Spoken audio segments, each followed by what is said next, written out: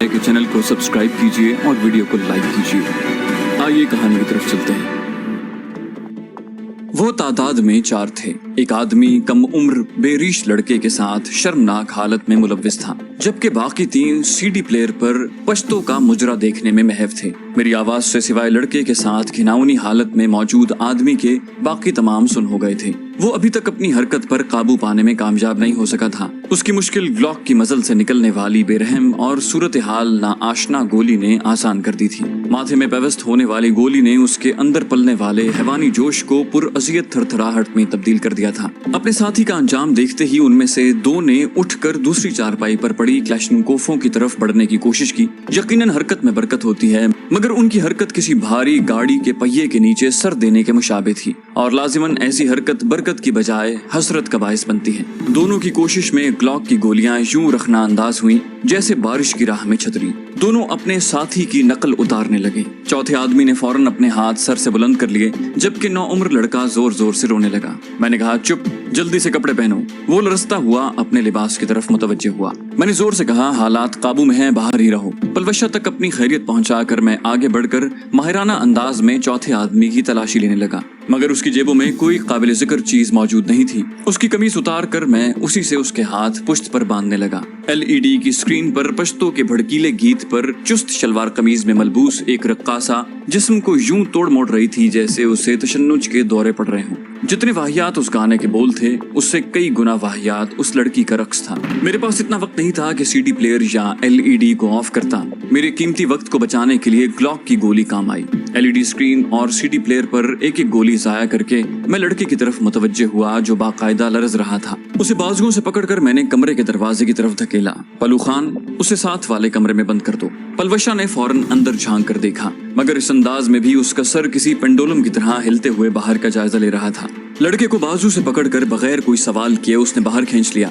मैंने कहा, कमरे में हथियार की गैर मौजूदगी को यकीनी बना लेना। ये जानते हुए भी कि पलवशा कोई बेएहतियाती नहीं करेगी, मैंने मशवरा देने में बुखल से काम नहीं लिया था। तुम अच्छा नहीं कर रहे SS।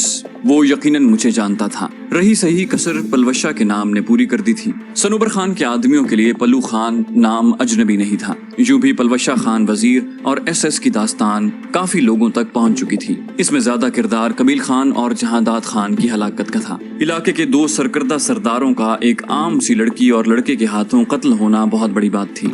मैंने इत्मीनान भरे लहजे में कहा, हाँ, तुम जैसे इंसान दुश्मन का जमीन से सफाया करना यकीनन अच्छा नहीं, बहुत अच्छा काम है। वो बोला, तुम्हारी हमारे साथ कोई दुश्मनी नहीं। मैं इत्मीनान भरे लहजे में बोला, मगर मेरी तो है। वो बोला, वजह? मैंने कहा, तुम मेरे वतन के दुश्मन हो और मेरे लिए यही वजह काफी है। वो बोला, सरदार सनोबर खान इस बार तुम्हें माफ नहीं करेगा। उसने दबे लफ्जों में धमकियां देना चाही।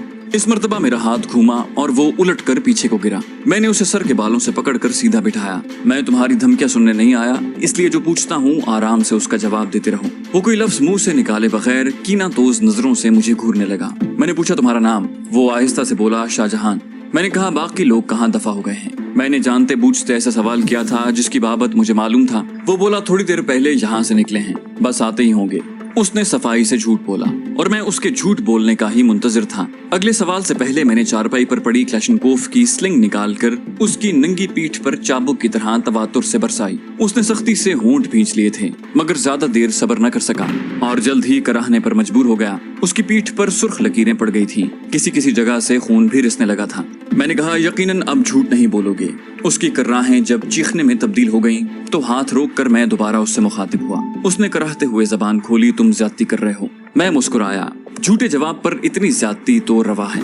बाकी जवाब देते हुए ये ध्यान में रहे कि कुछ सवालात के जवाबात मुझे मालूम है और ऐसे सवालात का मकसद तुम्हारी सच्चाई को जांचना है। ये आखिरी वार्निंग थी। इसके बाद तुम्हारा झूठ जिंदगी का आखिरी झूठ साबित होगा। उसने बेबसी से होंठों पर जबान फेरी और सर झुका लिया। मैंने अपना सवाल दोहराया, तो बाकी लोग कहाँ गए हैं? वो बोला, अंगूर अड्डे वाली हवेली में आज सरदार सनोबर खान एक बहुत बड़ी पार्टी दे रहा है, जहां उनके हलीफ सरदार भी आएंगे, चंद गैर मुल्की मेहमान भी हैं। इस मर्तबा उसने सच बताते हुए तफसीली जवाब दिया। मैंने कहा, शाबाश, अब जरा ये बताओ, साथ वाली हवेली में कितने मुहाफिज हैं? वो बोला, कोई भी नहीं है। मैंने कहा, घर में कितने मर्द होंगे? वो बोला, कोई मर्द नहीं है, औरतें और बच्चे हैं। मैंने कहा, एक गहरा सांस लेते हुए मैंने सवालात का सिलसिला जारी रखा। इस दौरान पलवशा भी अंदर आकर खामोशी से बैठ गई थी। मैंने सवालिया नजरों से उसकी जानिब देखा। वो जल्दी से बोली, तमाम बैठक छान ली है, कोई भी नहीं है। मैं दोबारा शाहजहां से सवालात करने लगा। सवालात के इख्तिताम पर मैंने पलवशा की जानिब देखा, गोया उसका कोई सवाल था तो वो कर सकती थी। वो जहरखंद लहजे में मुस्तफसिर हुई, शाहजहां, याद है मेरे मासूम भाई के बारे में गिलाजत उगलते वक्त सनोबर खान ने तुम्हारी तरफ इशारा करके क्या कहा था कि उसके पास ऐसे आदमी मौजूद हैं जो कम सिन लड़कों का शौक रखते हैं। वो थूक निगलते हुए बोला, वो तो सरदार ने तुम्हें डराने के लिए कहा था। वो बोली, और तुमने कहा था कि मेरे भाई के बाद मेरे साथ भी ऐसा ही सलूक करोगे। पलवशा के इत्मीनान भरे लहजे में कोई ऐसी धमकी पोशीदा थी कि वो थर थर कांपने लगा। मैं उसने कुछ कहना चाहा, मगर पलवशा ने ग्लॉक सीधा करते हुए उसकी छाती में गोली उतार दी। बकवास बंद करो कंजर। यकीनन वो मजीद वक्त जाया करने के हक में नहीं थी। शाहजहां का फड़कना रुकते ही मैंने उसे मुतवज्जे किया, चलें। वो बोली, चलना ही पड़ेगा। LED आपने यूं भी तोड़ दी है, वरना जो गाना लगा था उस पर मैं बहुत अच्छा रक्स पेश कर सकती थी। मैंने कहा, बकवास बंद करो। वो बोली, अच्छा एक खुशी की बात बताऊं? मैंने फलसफियाना लहजे में कहा, खुशी की बात छुपानी तो नहीं चाहिए।